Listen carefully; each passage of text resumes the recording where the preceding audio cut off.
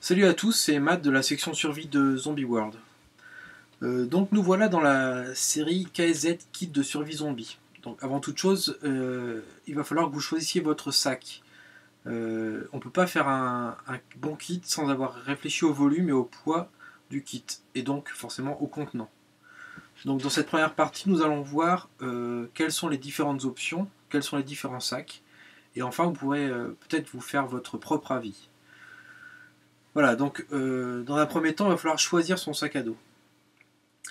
Donc d'abord posez-vous la question, combien de kilos est-ce que je peux porter? C'est pas forcément évident, sachant que le bug out bag, donc le sac d'évacuation kit de survie zombie, doit contenir l'équivalent de 72 heures d'équipement.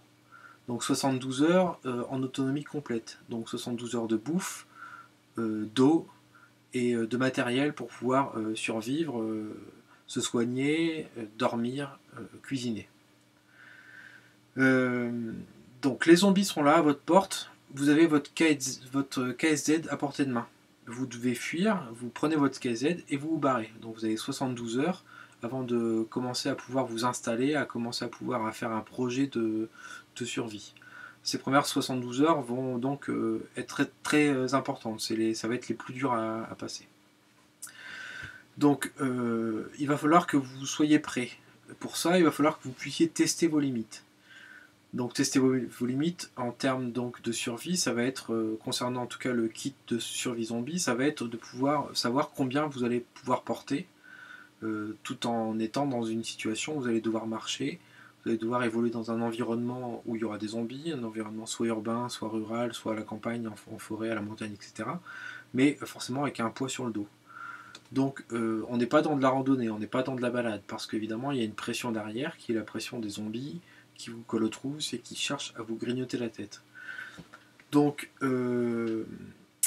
premier conseil, donc testez vos limites, allez faire un test vraiment grandeur nature, c'est-à-dire vous prenez un sac chez vous, vous le chargez, vous le montez à 12-13 kg, peut-être 15, suivant votre corpulence, suivant votre état physique, et vous allez marcher, vous allez faire une petite balade de 2-3 heures, un pas soutenu, dans différents lieux comme, je sais pas, en ville, en forêt, sur du plat, sur de la côte. Ensuite, vous rentrez chez vous, vous faites votre petit bilan, c'est-à-dire que vous voyez où vous en êtes physiquement au bout de 3 heures. Si vraiment vous êtes HS, c'est que 13 kg, 15 kg, c'est vraiment beaucoup trop, donc revoyez tout ça à la baisse. Surtout, et ce qui est très important, c'est de ne pas surestimer ses compétences.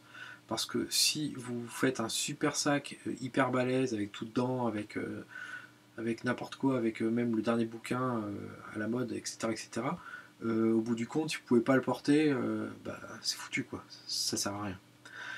Voilà, donc le deuxième conseil, ça va être de bien choisir son modèle. Vous connaissez vos limites de portage, maintenant, peut-être que vous ne connaissez pas forcément toutes les possibilités. C'est pourquoi aujourd'hui j'ai envie de vous présenter les différents sacs que je possède avec mes différentes expériences.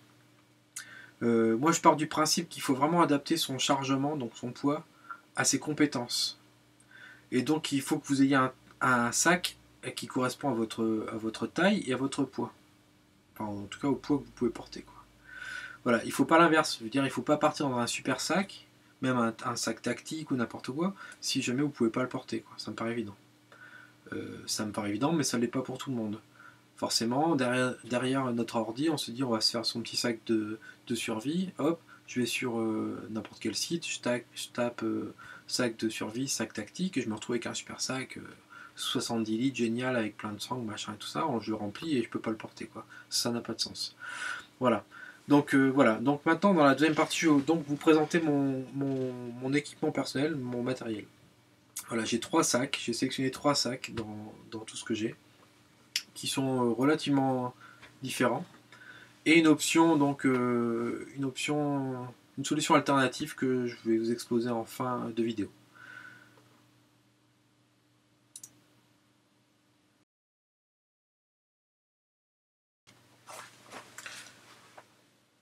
Voilà, donc le premier sac que je vais vous montrer, c'est vraiment le gros sac de randonnée. Donc c'est un sac qui fait 65 litres, qui est donc un peu spécial parce qu'il a, en plus de ça, en plus d'une structure normale, donc de sac à dos, vous voyez, vraiment tout bête, il a une option par-dessus qui est en fait un deuxième sac. Voilà, deuxième sac indépendant. Un petit sac qu'on peut décrocher et qu'on peut se mettre en sac à dos. Il est quand même assez petit. Vous allez voir que ça peut être intéressant parce que quand on est en mode portage sur le dos, ce deuxième sac en fait peut se décrocher simplement ici, clac, se déscratcher et venir par devant le porteur. Voilà. Je vais faire une démonstration. Là, je mets ça sur le dos. Voilà. Et donc, le petit sac peut venir ici se refixer par devant. Voilà. Grâce à des sangles ici sur le côté, simplement on vient clipser. Voilà, de part et d'autre. Voilà, donc c'est intéressant parce que ça permet d'équilibrer, vous voyez, relativement bien les poids, bien que quand même le sac de l'avant soit vraiment petit. Voilà, sur le côté aussi on a un système de glissière qui permet donc de faire revenir par l'avant aussi des pochettes avec éventuellement du contenu et donc une fois de plus de répartir le poids du chargement sur le centre de gravité, donc sur le bassin. Voilà, de part et d'autre, du même système. Voilà. Voilà. Dans ce sac à dos, il y a aussi différentes petites options qui sont maintenant quand même de plus en plus courantes. Qui sont par exemple ici la housse anti-pluie intégrée, ce qui évite de la perdre, de ne pas savoir où on l'a mise, facilement accessible. Tout un système de portage qui est vraiment très bien foutu, avec aération, avec réglage par rapport à la taille de la personne, par rapport à sa façon de porter le sac. Différentes petites options sur les sangles, donc comme pour passer le tuyau avec ici un trou par exemple, le tuyau de la gourde. Voilà.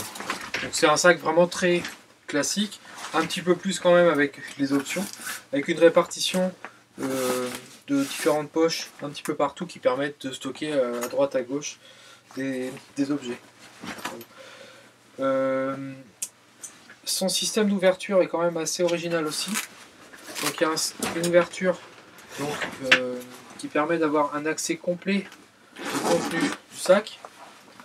Voilà. Donc une ouverture qui part du bas et qui fait à peu près tout le tour du sac. Et aussi une ouverture par le fond, ici, qui permet d'avoir un accès aussi à ce qui se trouve dans le fond du sac. Ça peut être intéressant suivant votre chargement. Je vous expliquerai un petit peu après les différentes façon de charger son sac. Voilà, des petites sangles à droite à gauche, un filet ici. Voilà, donc c'est un très bon sac, assez solide. J'ai quand même un petit doute à la longue sur les différentes options, notamment ces sangles rétractables et des choses qui peuvent être un petit peu, comment dire, un petit peu accessoires et pas vraiment utiles. Voilà. Le défaut de ce sac, c'est quand même qu'il est lourd. Il fait plus de 3 kg à vide. Donc c'est déjà quand même une masse assez importante. Voilà. Donc ça c'est le premier sac que j'ai.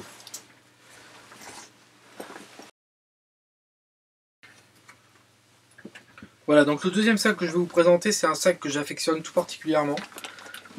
C'est un sac que j'ai depuis une bonne quinzaine d'années. Et je l'ai vraiment pas payé cher. C'est un sac qui n'a pas de marque, enfin la marque Cups. C'est la marque de chez Auchan, simplement. Voilà, c'est un sac qui est très solide. J'ai beaucoup voyagé avec. J'ai vraiment fait pas forcément très attention. Et c'est un sac qui n'a aucune déchirure dans la toile. Qui n'a les fermetures qui sont pas du tout abîmées. Les fermetures éclairs, les zips. Les sangles, pareil. Vraiment pas eu de problème. C'est vraiment un sac qui est très très solide. Et pourtant qui a vécu. Donc d'un point de vue du portage, il est un petit peu moins complexe que le sac précédent. Par contre, il remplit très bien son rôle. On voit pas forcément très bien, mais à l'intérieur, il y a deux barres armées qui permettent d'avoir une rigidité et une ceinture ventrale, des sangles qui sont relativement simples, sans chichi, sans rien, mais qui, une fois qu'ils sont bien réglés, il n'y a pas de souci. Voilà. Une particularité de ce sac aussi d'un point de vue des sangles, c'est que ici en dessous, on a un scratch avec une pochette dans laquelle moi j'ai mis le sac étanche, enfin, la protection anti-pluie. Cette pochette, en fait, on peut déplier une partie qui vient recouvrir l'ensemble des sangles avec un zip tout autour, qui va vous permettre en fait de simplement transformer votre sac à dos en sac de voyage, en sac de transport, chose qui est très très utile quand vous êtes amené à prendre l'avion. Bon, on peut imaginer qu'en cas d'invasion zombie, vous ne soyez pas amené à prendre l'avion, mais bon, en tout cas, c'est quelque chose qui peut être utile parce que votre sac se transforme en sac de transport vraiment tout simple, avec une poignée latérale. Voilà. Alors, la grosse particularité de ce sac, c'est que ici devant, vous avez un deuxième petit sac en fait. Donc ici avec un zip avec un bouton pression, voilà, un zip qui fait tout le tour. Voilà. Ce deuxième petit sac, en l'espace de 5 secondes, peut se désolidariser. Donc ici on a le gros sac que je vais poser, et ici le petit sac. Donc ce petit sac, il y a un vrai sac à dos aussi. Voilà. Donc ça, c'est un sac qui doit faire, je sais pas, une quinzaine de litres, qui vous permet par exemple de vraiment stocker vraiment le minimum vital. Si vous êtes amené à vous séparer de votre sac, parce qu'il est trop lourd, parce que vous l'avez posé et puis que vous n'avez pas le temps de reprendre, ayez toujours ce petit sac là sous la main. Ça peut vous servir d'oreiller, ça peut vraiment, c'est vraiment pas du tout encombrant, vous aurez le minimum vital dedans. C'est toujours une sécurité. Très simple à remettre, il suffit de reprendre le gros sac, de le poser dessus, de mettre le zip, clac, on fait le tour, on met la bouton pression pour pas qu'il s'efface et c'est parti. Voilà. En plus de ça, on a une poche basse ici, tac, qui vous permet de stocker aussi un petit peu de matériel relativement accessible. Voilà.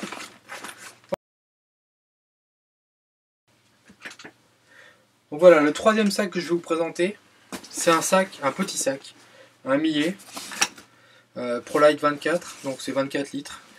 Je vous présente ici avec les piquets de, comment dire, les bâtons de marche, bâtons de marche qui peuvent aussi très bien servir d'arme quoi. Enfin voilà, on verra ça une autre fois. Simplement pour vous montrer que c'est un sac qui est vraiment dédié à l'escalade, à la montagne. C'est un sac qui a pas une armature dure à l'arrière, c'est une armature relativement souple, qui se tient très bien. C'est un sac que j'ai au moins depuis 5 ans. Pareil, pas de déchirure, les sangles vraiment solides, les fermetures aussi. Bon, la couleur un petit peu passée par rapport au neuf, mais il remplit ce qu'on lui demande. C'est un sac que j'utilise quotidiennement. Donc moi je m'en sers pour stocker mon matos pour aller bosser. Je peux mettre la pochette avec mon ordinateur, je peux mettre des papiers. Il a un format qui est quand même assez grand avec une poche intérieure qui permet aussi de stocker une poche à eau style Camelback avec ici une sortie pour pouvoir passer le tuyau de la gourde. Voilà. Il a aussi un avantage qui n'est pas négligeable, c'est que ici on a un espèce de renfort qui est ouvert et qui va vous permettre de pouvoir stocker au moins, en tout cas, passer par exemple une machette, une hache, un bâton, tout un système de sangles. Voilà. L'inconvénient de ce sac, c'est qu'il est relativement petit. Ça peut être intéressant pour un petit gabarit ou bien pour quelqu'un qui ne se sentirait pas de porter un gros sac. Il est quand même assez léger. Il possède aussi quelques poches latérales sur la ceinture.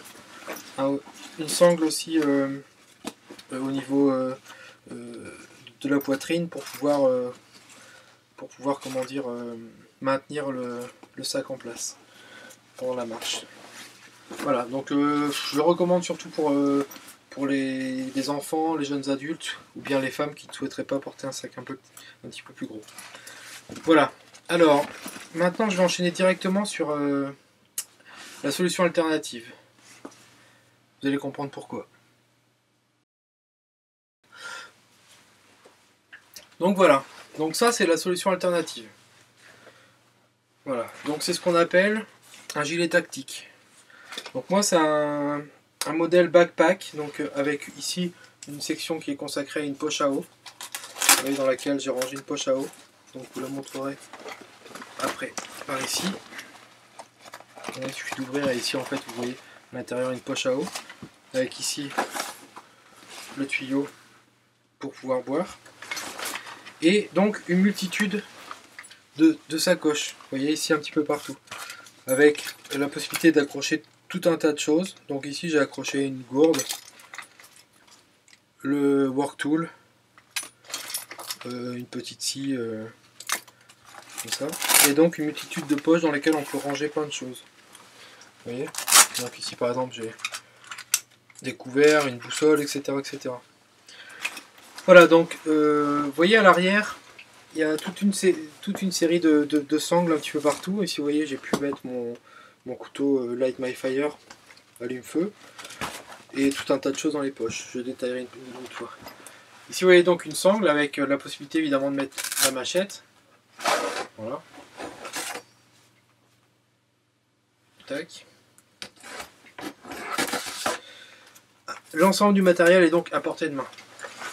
Je vais l'équiper pour que vous puissiez voir. Voilà. Donc là, après il suffit de le fermer. C'est réglable. On peut adapter ça à n'importe quel gabarit. Voilà, donc ça c'est du matériel tactique, purement tactique, c'est du matériel limite militaire. Je suis pas du tout pro-militaire, mais c'est quand même quelque chose qui est vraiment très pratique. Vous voyez, ça vous permet de quand même stocker un maximum de choses dans un minimum d'encombrement. Il y a vraiment des poches, surtout de grosses poches qui sont assez conséquentes, de part et d'autre. Vous voyez, par exemple avec une lampe dynamo, etc. Ici on peut mettre la popote.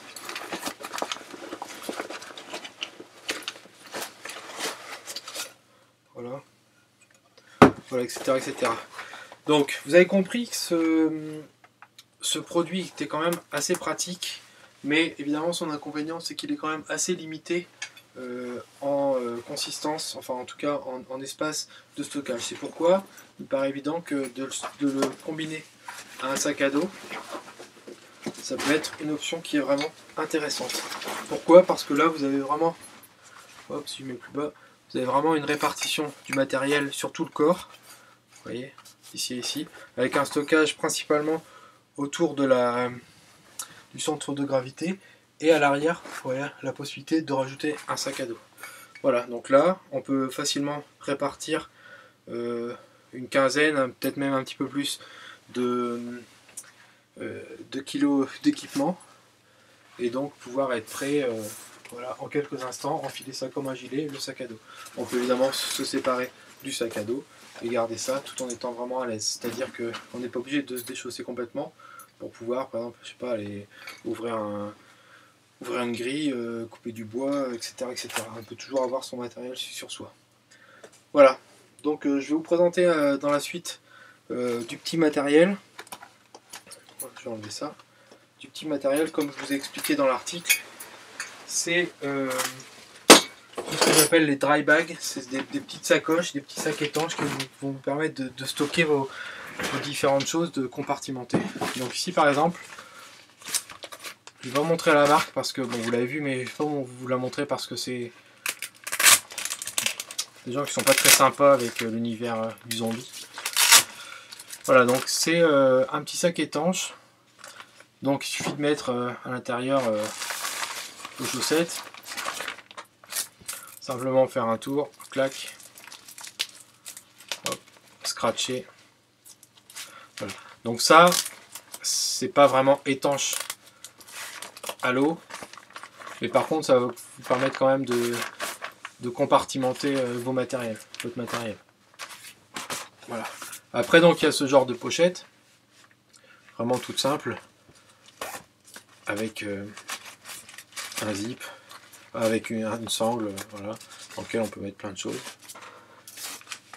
Ensuite vous avez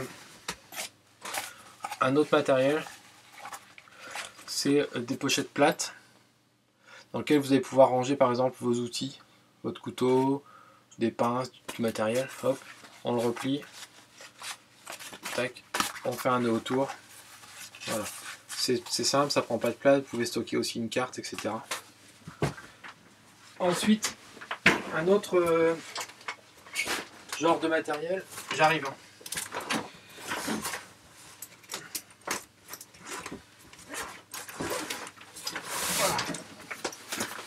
Voilà. Alors, ça c'est vraiment très intéressant. Ça c'est vraiment le dry bag, hyper étanche.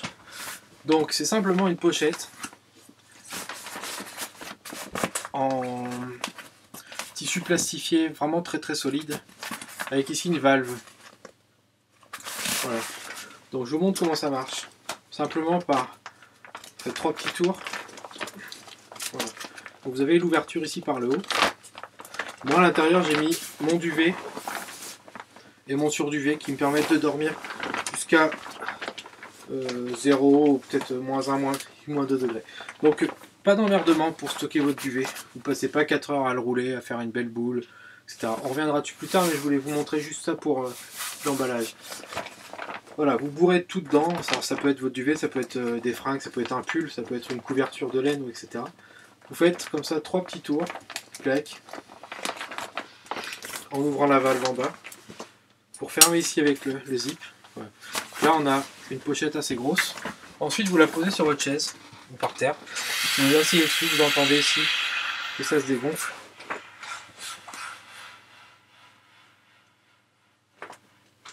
Voilà. Quand c'est dégonflé, hop, on ferme la valve. Tac. Voilà. Et voilà. Et là on récupère une pochette extra plate. Voilà. Donc c'est très intéressant, pourquoi? Là-dedans il y a l'équivalent de 2 duvets. Il y a un duvet plus un surduvet. Vous voyez, sur à peu près 5 cm d'épaisseur sur cette taille-là. La taille, c'est la taille de votre dos, c'est la taille de ce qu'on va mettre dans le sac à dos. 5 cm d'épaisseur, vous avez 2 duvets. Voilà, je vous mets au défi avec votre matériel, avec vos duvets classiques, de faire quelque chose d'aussi plat et d'aussi compact. Il faut savoir que là, je ne suis pas allé à fond, qu'on peut encore plus compacter. Et je vous le dis, c'est pas que un duvet, on peut mettre n'importe quel matériel. L'avantage aussi avec ça, c'est que si vous le videz, si vous enlevez votre duvet, vous pouvez le remplir de liquide, c'est-à-dire que vous pouvez le remplir entièrement de flotte. Voilà, vous pouvez mettre l'équivalent peut-être de facilement presque 10 litres de flotte. Avec la petite valve ici, imaginez la flotte, la petite valve, voilà, vous avez compris, vous avez une douche. Comme c'est un revêtement noir, en plus de ça, vous pouvez même pouvoir espérer avec du soleil avoir un petit peu d'eau chaude. Voilà, donc n'hésitez pas à faire des tests, je vous dis, à faire des essais. Moi, vous l'avez compris, le matériel que je vais préférer, ça va être le matériel, donc le gilet tactique avec la multitude de poches plus le sac à dos. Il existe aussi encore plein de choses dont je ne vous ai pas parlé, peut-être qu'on verra par la suite, des choses qu'on peut accrocher sur les jambes au niveau de la ceinture. En tout cas, ce que je vous conseille, c'est de faire des tests, d'aller voir à droite à gauche, d'en parler. N'hésitez pas à mettre des commentaires sur l'article pour me donner votre opinion là-dessus. Et puis voilà, bon bah à très vite sur Zombie World. Ciao les gars et les filles.